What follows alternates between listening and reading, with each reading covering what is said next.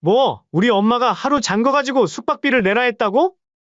여보, 솔직히 요즘 같은 시대에 시어머니가 며느리 눈치 없이 오는 게 더 이상하지 않아요? 그리고 모텔에서 숙박비 내는 것보단 좋은 거 아니에요? 그래, 당신, 여기 잠깐만 있어봐. 아들은 서재로 들어가 노트북을 켰습니다. 그리고는 조용히 계산기를 꺼내 들었죠. 달력을 펼쳐놓고 하나하나 날짜를 세어갔습니다. 1월, 2월, 3월. 올해 들어 장모님이 다녀가신 날들을 꼼꼼히 체크했죠. 자, 여기 봐. 올해 장모님이 우리 집에 며칠 묵고 가셨는지 계산해봤어. 그게 왜요? 올해에만 20밤 정도 묵고 가셨더라고. 10만 원씩 계산하면 200만 원. 나도 똑같이 더 받지도 덜 받지도 않고 10만 원씩 계산한 거야. 어때? 그리고 많이 봐줘서 작년건 청구 안 할게.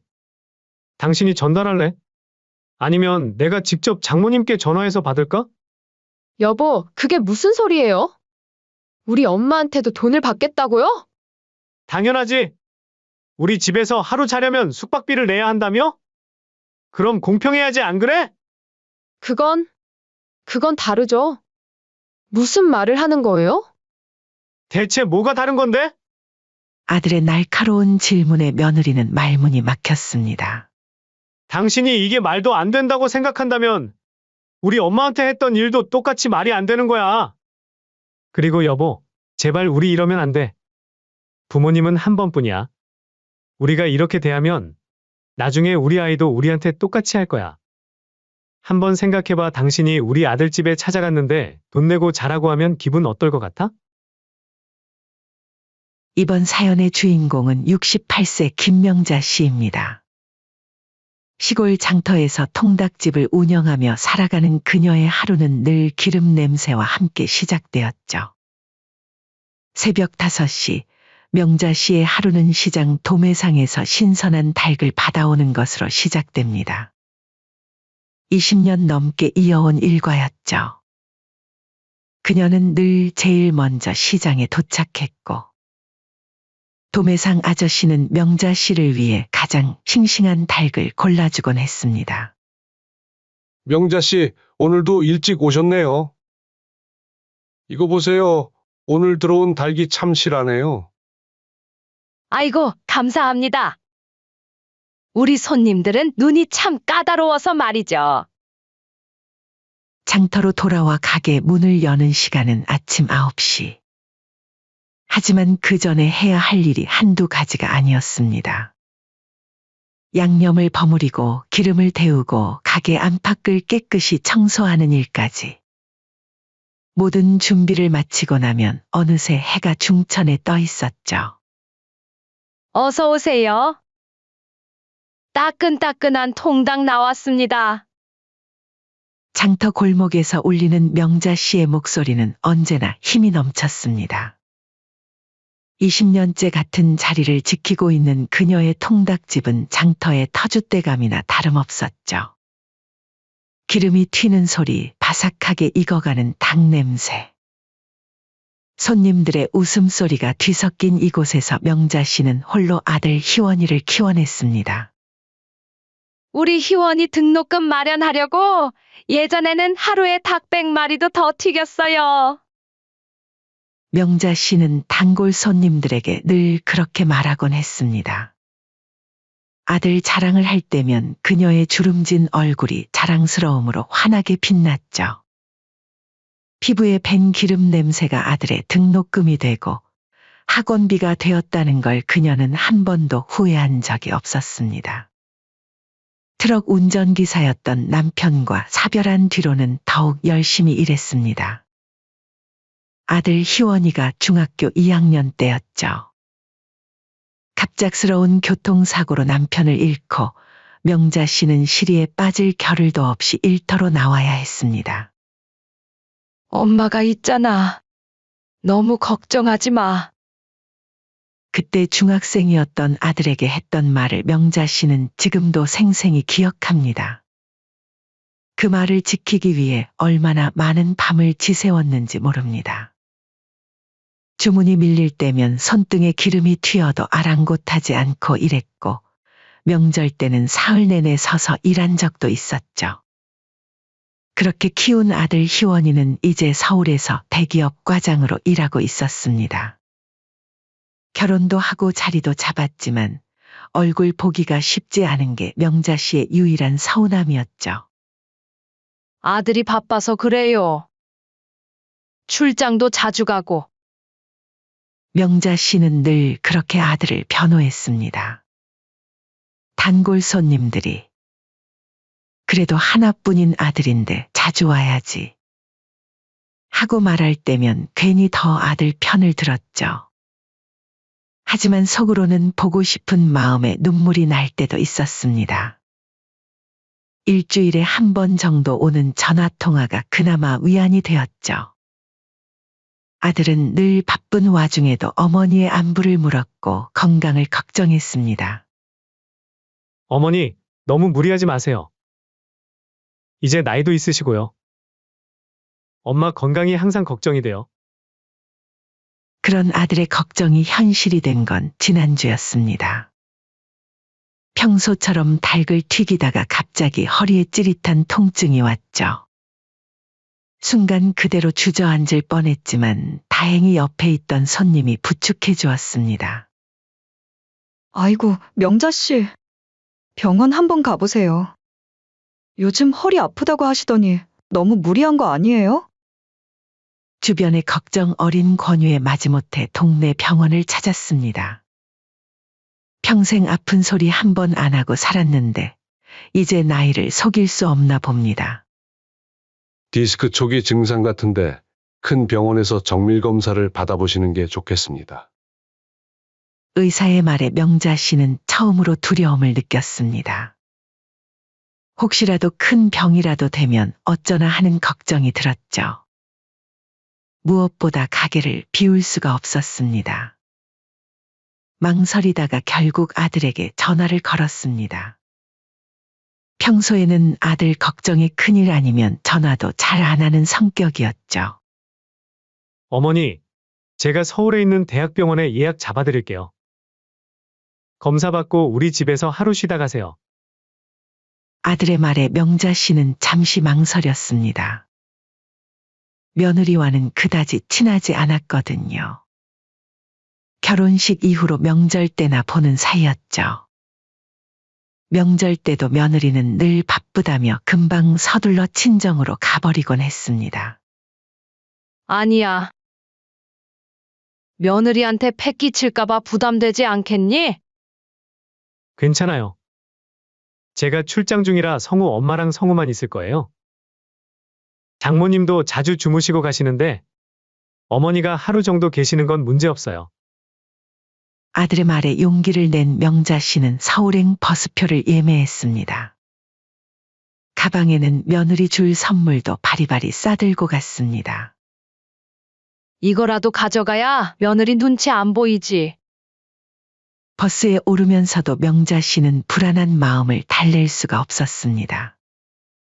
아들이 미리 얘기를 했다지만 며느리가 반갑게 맞아줄지 걱정이 되었죠. 창밖으로 스쳐 지나가는 풍경을 보며 명자 씨는 한숨을 내쉬었습니다. 우리 희원이가 얘기했다니까 괜찮겠지? 오랜만에 보는 도시의 풍경이 낯설었습니다. 높은 빌딩들 사이로 지나가는 버스 안에서 명자 씨는 문득 자신이 너무 시골 사람처럼 보이진 않을까 걱정되었습니다. 옷도 좀 더 신경 써서 입고 올 걸 그랬나 하는 생각도 들었죠. 그렇게 명자 씨는 서울로 향했습니다. 하지만 그녀는 알지 못했죠. 이번 방문이 그녀의 인생에서 가장 서글픈 하룻밤이 될 거라는 걸. 평생 잊지 못할 상처를 받게 될 거라는 걸 말입니다. 그렇게 찾아간 대학병원 정형외과 앞, 명자 씨는 긴장된 마음으로 의자에 앉아 있었습니다. 김명자님, 검사실로 들어오세요. 간호사의 호명을 받고 검사실로 들어가는 발걸음이 무거웠습니다. MRI 촬영부터 시작해서 여러 가지 검사가 이어졌죠. 낯선 기계 소리에 가슴이 쿵쾅거렸습니다.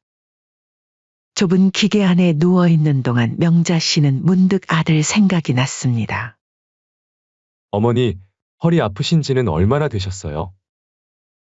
아, 몇 달 정도는 된 것 같아요. 처음에는 별거 아닌 줄 알았는데 요즘 점점 심해지더라고요. 의사는 꼼꼼하게 검사 결과를 살펴보더니 고개를 끄덕였습니다. 컴퓨터 화면에 나타난 명자 씨의 척추 사진을 보며 설명을 시작했죠. 여기 보시면 디스크가 약간 돌출되어 있습니다. 다행히 수술까지는 필요 없으시고요. 물리치료와 약물치료로 관리하시면 될 것 같습니다. 다만 무리하시면 안 됩니다. 특히 오래 서 계시는 일은 피하셔야 해요. 명자 씨는 순간 눈앞이 캄캄해졌습니다. 통닭집 일을 어떻게 계속하나 하는 걱정이 밀려왔죠. 하루 종일 서서 일해야 하는데 그걸 못하면 가게는 어떻게 하나. 이런저런 걱정이 한꺼번에 밀려왔습니다.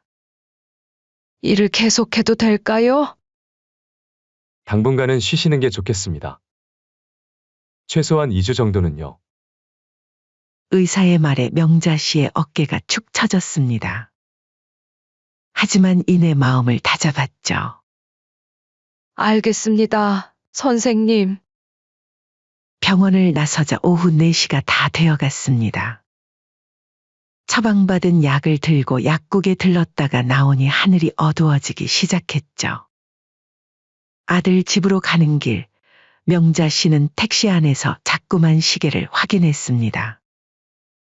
며느리가 어떤 표정으로 자신을 맞이할지 걱정되었죠. 택시 기사님과 이런저런 이야기를 나누면서 마음을 달랬습니다.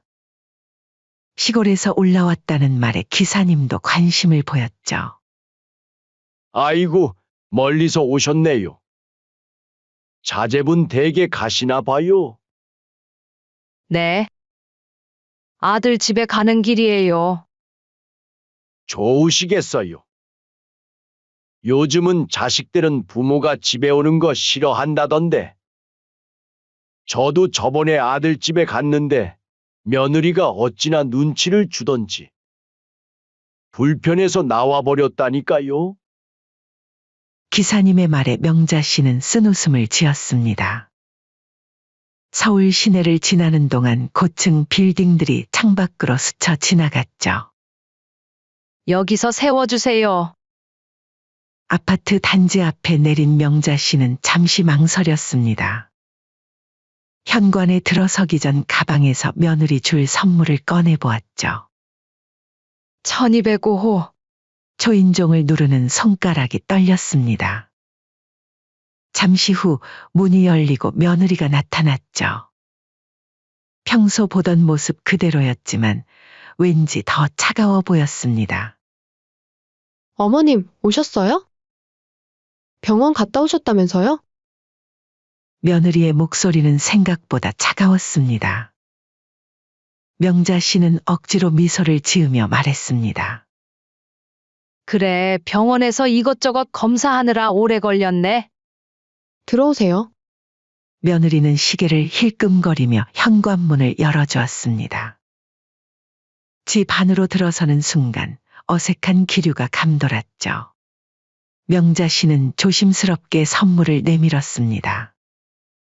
요즘 집안일 하느라 많이 힘들지? 보약 좀 다려왔다. 그리고 이건 이번에 갓 담근 김치야. 반찬에 먹기 힘들지? 아, 네, 감사합니다. 며느리는 무심한 듯 선물을 받아들었습니다. 그리고는 부엌 한켠에 대충 올려두었죠. 거실에 앉아 있는데 며느리가 조심스럽게 말을 꺼냈습니다.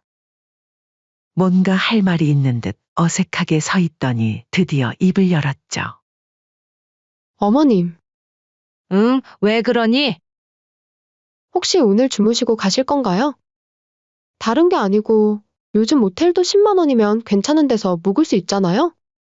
순간 명자 씨는 귀를 의심했습니다. 며느리의 말뜻을 제대로 이해하지 못했죠. 뭔가 잘못 들은 게 아닐까 하는 생각이 들었습니다. 그러니까 어머님이 우리 집에서 하루 주무시더라도 똑같이 10만 원만 내시면 될 것 같아요. 망치로 머리를 한 대 맞은 것 같았습니다.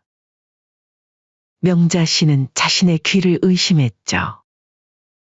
방금 며느리가 한 말이 현실이라는 게 믿기지 않았습니다. 뭐라고? 요즘은 서로의 공간이 중요한 시대잖아요. 어머님도 불편하지 않으시게 정당한 비용을 지불하고 주무시는 게 맞다고 생각해요. 며느리의 말에 명자 씨는 그 자리에 얼어붙었습니다.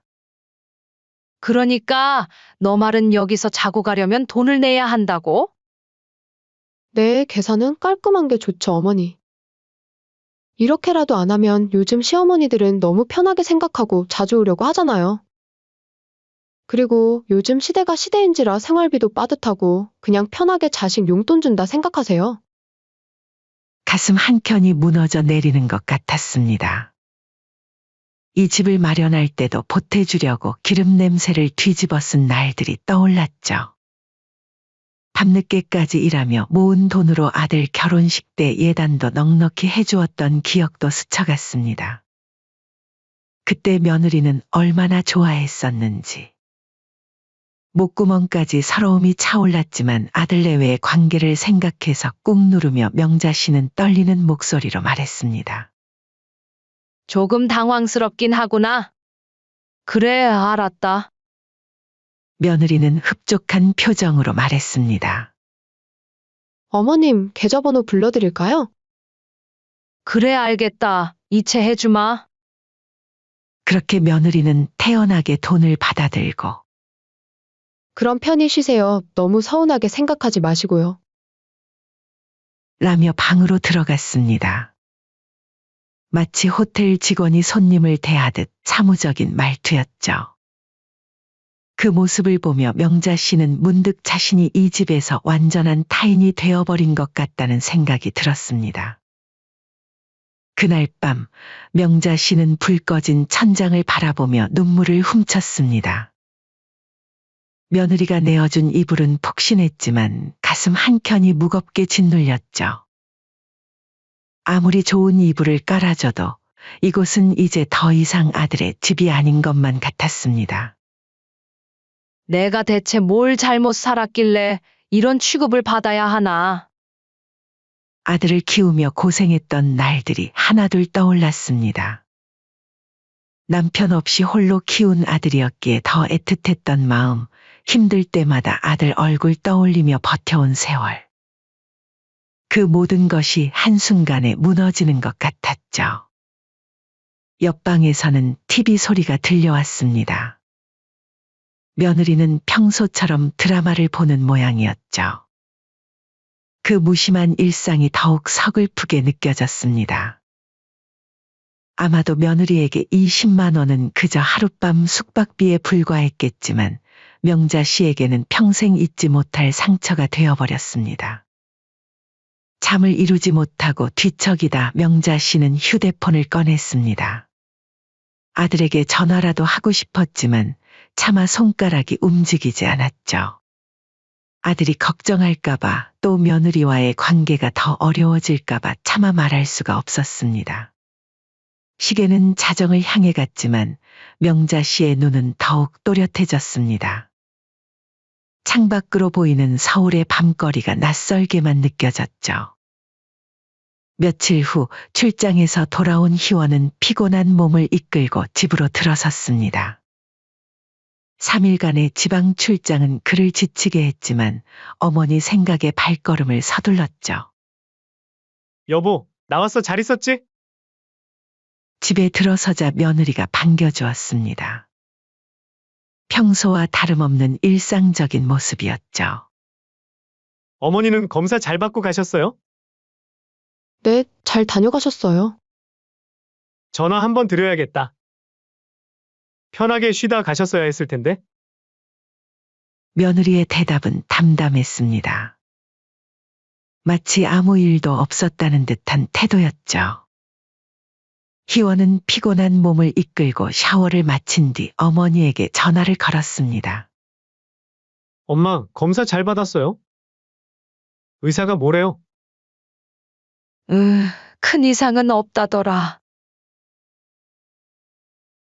다행이지 뭐. 어머니의 목소리가 어딘가 기운이 없어 보였습니다. 평소의 활기찬 목소리가 아니었죠. 희원은 순간 뭔가 이상하다는 느낌을 받았습니다. 엄마, 목소리가 왜 그래? 무슨 일 있었어요? 아니, 괜찮아. 그냥 요즘 장사가 안 돼서 그래. 어머니의 변명이 썩 진실되게 들리지 않았습니다. 하지만 더 이상 캐묻지는 않았죠. 통화를 마친 후 아들은 휴대폰으로 카드 내역을 확인하기 시작했습니다. 출장 중에 사용한 경비를 정리하려는 참이었죠. 그때였습니다. 이상한 내역 하나가 눈에 들어왔습니다. 어머니의 계좌에서 며느리 계좌로 10만 원 이체. 이체 메모는 숙박비라고 적혀 있었던 거죠. 순간 희원의 손이 멈췄습니다. 숙박비라니? 누구의 숙박비? 뇌리를 스치는 불길한 예감에 아들 희원이의 얼굴이 굳어졌습니다. 숙박비? 이게 대체 뭐지? 불안한 마음에 희원은 거실로 나가 며느리에게 물었습니다. 여보, 이거 뭐야? 뭐가요? 어머니 계좌에서 당신 계좌로 10만 원 들어온 거 말이야. 숙박비? 아, 그거요? 사실 어머님이 숙박비 명목으로 용돈 주신 거예요. 며느리의 태연한 대답에 희원은 순간 귀를 의심했습니다. 마치 지극히 당연한 일을 말하는 것처럼 들렸죠. 우리 엄마한테 돈을 받았다고. 그거 엄마가 먼저 주신다고 한 거야? 아니요, 제가 달라고 했죠. 딱 요즘 모텔 가격 정도 받았어요. 거기보단 여기가 더 좋으니까 싸게 받은 거죠. 우리 엄마가 하루 잔 거 가지고 돈을 내라 했다고? 아들 희원이의 목소리가 점점 높아졌습니다. 하지만 며느리는 전혀 이상하다고 생각하지 않는 듯했죠. 여보, 솔직히 요즘 같은 시대에 시어머니가 며느리 눈치 없이 오는 게 더 이상하지 않아요? 그럼 장모님이 우리 집에서 지낼 때는 괜찮았어? 희원의 날카로운 질문에 며느리가 잠시 움찔했습니다. 하지만 이내 또박또박 말을 이었죠. 그건 다르지. 우리 엄마는 애도 봐주시고 집안일도 도와주시잖아. 순간 아들 희원이의 머릿속에서 무언가가 탁 하고 끊어지는 소리가 들리는 것 같았습니다. 아내의 이중적인 태도가 너무나도 충격적이었죠. 잠깐만 있어봐. 아들은 서재로 들어가 노트북을 켰습니다. 그리고는 조용히 계산기를 꺼내 들었죠. 아내가 의아한 듯 쳐다보았지만 아들은 말없이 키보드를 두드리기 시작했습니다. 달력을 펼쳐놓고 하나하나 날짜를 세어갔습니다. 1월, 2월, 3월. 올해 들어 장모님이 다녀가신 날들을 꼼꼼히 체크했죠. 설날에 3일, 장모님 생신에 2일, 손주 학예회 때 2일. 자, 여기 봐. 올해 장모님이 우리 집에 며칠 묵고 가셨는지 계산해봤어. 그게 왜요? 며느리의 목소리가 살짝 떨렸습니다. 뭔가 불길한 예감이 든 듯했죠. 올해에만 20밤 정도 묵고 가셨더라고. 10만 원씩 계산하면 200만 원. 나도 똑같이 더 받지도 덜 받지도 않고 10만 원씩 계산한 거야. 어때? 그리고 많이 봐줘서 작년건 청구 안 할게. 당신이 전달할래? 아니면 내가 직접 장모님께 전화해서 받을까? 며느리의 얼굴이 새파래졌습니다. 입술이 하얗게 변할 정도로 충격을 받은 듯했죠. 여보, 그게 무슨 소리예요? 우리 엄마한테도 돈을 받겠다고요? 당연하지. 우리 집에서 하루 잔다고 숙박비를 내야 한다며? 그럼 공평해야지, 안 그래? 그건 다르죠. 무슨 말을 하는 거예요? 뭐가 달라? 시어머니는 돈을 내야 하고, 친정어머니는 공짜로 지내도 되는 거야? 아들의 날카로운 질문에 며느리는 말문이 막혔습니다. 얼굴이 붉어졌다가 창백해지기를 반복했죠. 시어머니랑 친정어머니는 다르잖아요. 그래, 다르지? 치사한 것 같아서 이 말은 안 하고 싶은데, 막말로 당신이 이 집 살 때 보태준 거 있어? 여기 우리가 살고 있는 이 집 살 때도 보태주셨어. 나머지 돈은 내가 결혼 전에 모아둔 거고. 근데 우리 엄마한테 숙박비를 받았다고? 지금 말이 된다고 생각해? 순간 아들의 목소리가 떨렸습니다. 분노와 실망감이 뒤섞인 감정이 그대로 전해졌죠. 당신이 이게 말도 안 된다고 생각한다면 우리 엄마한테 했던 일도 똑같이 말이 안 되는 거야. 대체 왜 입장 바꿔서는 생각을 못 하는 거야? 며느리는 결국 아무 대답도 하지 못했습니다. 그저 고개를 숙인 채 서 있을 뿐이었죠. 희원은 책상 서랍을 열어 통장을 꺼냈습니다. 그리고는 10만 원을 꺼내 테이블 위에 올려놓았죠. 이거 어머니한테 돌려드려. 그리고 사과도 해. 우리 어머니가 얼마나 상처받으셨을지 생각해봐. 며느리는 여전히 말이 없었습니다.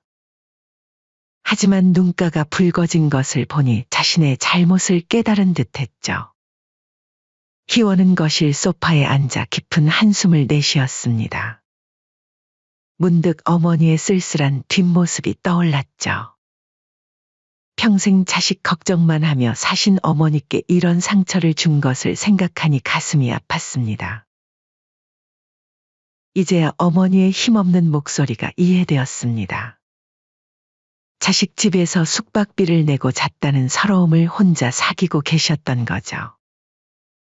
엄마한테 어떻게 이럴 수가. 아들 희원이는 휴대폰을 들어 어머니께 전화를 걸었습니다. 하지만 이내 다시 내려놓았죠. 먼저 아내와 이야기를 더 나눠야 할 것 같았습니다. 여보, 우리 이러면 안 돼. 부모님은 한 번뿐이야. 우리가 이렇게 대하면 나중에 우리 아이도 우리한테 똑같이 할 거야. 한번 생각해봐. 당신이 우리 아들 집에 찾아갔는데 돈 내고 자라고 하면 기분 어떨 것 같아? 며느리의 눈에서 눈물이 흘러내렸습니다. 뒤늦게 깨달은 잘못에 대한 후회의 눈물이었을까요? 며칠 후 며느리는 어색한 말투로 명자 씨에게 전화를 걸었습니다. 어머님, 죄송해요. 다음부터는 그냥 집에서 주무세요. 제가 생각이 좀 짧았던 것 같아요. 저는 단지 너무 편하게만 있으시면 자주 찾아오셔서 불편해질까봐 그랬던 거였어요. 전화기 너머로 들려오는 며느리의 사과에 명자 씨는 잠시 말을 잊었습니다. 눈가에 맺히는 눈물을 훔치며 작은 목소리로 대답했죠. 그래, 알겠다. 그런데 며느라, 나도 너한테 부담을 주기 싫어서 그동안 찾아가고 싶어도 최대한 자제했다. 나는 시어머니 모시고 시집살이도 해봐서 무슨 마음인지는 이해를 해. 그래도 지켜야 할 어느 정도의 선은 있다고 생각한단다. 명자 씨는 이미 며느리에게 큰 실망을 했지만 한편으로는 아들의 마음을 깊이 위로했습니다. 그래도 내 아들은 부모를 저버리지 않았구나. 이렇게라도 깨닫게 됐으니 다행이다. 그렇게 김명자 씨는 한바탕 소동 끝에 가족 내 서열이 정리되었음을 실감했습니다. 비록 쓰라린 경험이었지만 이를 통해 아들의 진심을 확인할 수 있었다는 것에 위안을 삼았죠. 며느리의 사과 전화를 받은 후 명자 씨는 한동안 멍하니 휴대폰만 바라보았습니다. 허리가 아파 잠시 쉬라는 의사의 말도 있었지만 그녀는 다시 일터로 나왔죠. 기름 튀기는 소리와 닭 굽는 냄새 속에서 마음을 달래려 했습니다. 아이고, 명자 씨. 그래도 좀 쉬지. 허리 아프다면서? 단골 손님들의 걱정 어린 말에도 명자 씨는 그저 웃음으로 응대할 뿐이었습니다. 일이라도 해야 마음이 편했죠. 그렇게 며칠이 지났을까요? 어머니, 낯익은 목소리에 고개를 들어보니 아들 희원이 가게 앞에 서 있었습니다. 예고도 없이 불쑥 찾아온 아들의 모습에 명자 씨는 놀랐죠. 어머니, 왜 이러고 계세요? 의사 선생님이 쉬라고 하셨다면서요? 아이고, 웬일이야. 여기까지 다 오고. 안 그래도 저번에 얼굴 못 봐서 아쉬웠는데 시간이 좀 나서 깜짝 놀래켜드리려고 찾아왔죠. 명자 씨는 급히 손을 닦으며 아들 앞으로 다가갔습니다. 아들은 어머니의 손을 잡아 끌며 가게 안쪽에 의자로 모셨죠. 어머니, 우리 이야기 좀 해요. 희원의 눈빛은 진지했습니다. 명자 씨는 순간 며느리의 전화가 떠올랐죠. 그날. 정말 죄송해요. 제가 없는 사이에 그런 일이 벌어질 줄이야. 희원이는 고개를 푹 숙였습니다. 어머니께 받은 상처가 얼마나 컸을지 생각하니 가슴이 아팠죠. 아니야. 며느리가 이미 사과했어. 그럼 된 거 아니니? 그래도 이건 아니죠. 어머니가 우리 집에서 주무시는데 숙박비를 받다니? 아들의 목소리가 떨렸습니다. 명자 씨는 아들의 어깨를 토닥이며 말했죠. 이제 다 지난 일이야. 내가 이렇게 찾아와줘서 고마워. 어머니, 저희 집에 다시 한번 와주세요. 아들의 말에 명자 씨는 잠시 망설였습니다. 그날의 기억이 아직도 생생했죠. 하지만 아들의 진심 어린 눈빛을 보니 마음이 조금씩 누그러졌습니다. 며느리는 너가 여기 오는 거 알고 있니? 네. 이번엔 와이프도 진심으로 반성하고 있어요. 어머니를 직접 모시러 오고 싶어 했는데 제가 먼저 와보는 게 좋을 것 같아서. 아들의 말에 명자는 잠시 생각에 잠겼습니다. 문득 그날 밤 천장을 바라보며 흘렸던 눈물이 떠올랐죠. 하지만 이내 마음을 다잡았습니다. 그래. 가보자. 가게 문을 닫고 아들의 차에 오르면서 명자 씨는 묘한 기분을 느꼈습니다. 지난번 택시를 타고 갔던 그 길을 이번에는 아들과 함께 가고 있었죠. 아파트에 도착하자 며느리가 현관 앞에서 기다리고 있었습니다. 전과는 다른 모습이었죠. 어머님. 정말 죄송했어요. 며느리는 눈물을 글썽이며 명자 씨의 손을 잡았습니다. 그리고 조심스럽게 지난번 받았던 10만 원을 내밀었죠. 이거. 다시 돌려드리려고 해도 모자랄 텐데. 명자 씨는 며느리의 손을 잡아 돈을 도로 밀어냈습니다. 됐다. 지난 일은 있고 그냥 이제부터 잘 지내자. 그때였습니다. 방에서 뛰어나온 손주가 할머니를 반겼죠. 할머니! 또 와서 너무 좋아요. 순수한 아이들의 반가움에 명자 씨의 눈시울이 붉어졌습니다. 할머니, 지난번에 주신 용돈으로 학용품 샀어요. 아이들의 순수한 말에 어른들은 모두 쓴웃음을 지었습니다. 며느리는 더욱 낮은 목소리로 사과했죠. 제가 정말 잘못 생각했어요. 시어머님과 친정어머님을 차별한 것도, 숙박비를 받은 것도 다 제 잘못이에요. 명자 씨는 며느리의 어깨를 토닥였습니다. 사람이 살다 보면 실수도 하는 거야. 이제 다 잊자. 그날 저녁 가족들은 오랜만에 함께 식사를 했습니다. 어머니, 이제 허리는 좀 어떠세요? 많이 좋아졌어. 걱정하지 마. 이제부터는 조금씩 쉬세요, 엄마. 돈은 너무 걱정 마시고요. 희원의 말에 명자 씨는 고개를 저었습니다. 아이고, 괜찮다. 너네한테 부담 주기 싫어서 그래. 식사를 마친 후 명자 씨는 이번에도 거실에서 잠을 자겠다고 했습니다. 하지만 며느리는 단호하게 고개를 저었죠. 안 돼요, 어머님. 이제부터는 이 방이 어머님 방이에요. 항상 준비되어 있을 거예요.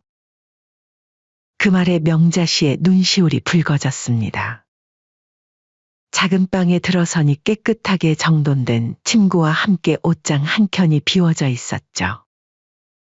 어머님 옷도 좀 두고 가세요. 자주 오실 수 있게. 이제야 이곳이 진정한 아들의 집이 된 것 같았습니다. 명자 씨는 창밖을 바라보며 미소 지었죠. 이번 일을 계기로 가족들은 더욱 가까워졌습니다. 명자 씨는 문득 그날의 일을 떠올렸습니다. 이렇게 깨닫게 된 것도 감사하네. 그렇게 김명자 씨는 한바탕 소동 끝에 가족의 진정한 의미를 되새기게 되었습니다. 때로는 쓰라린 경험이 더 큰 깨달음을 가져다 준다는 것을. 그리고 진정한 가족의 의미는 서로를 이해하고 용서하는 데 있다는 것을 말이죠.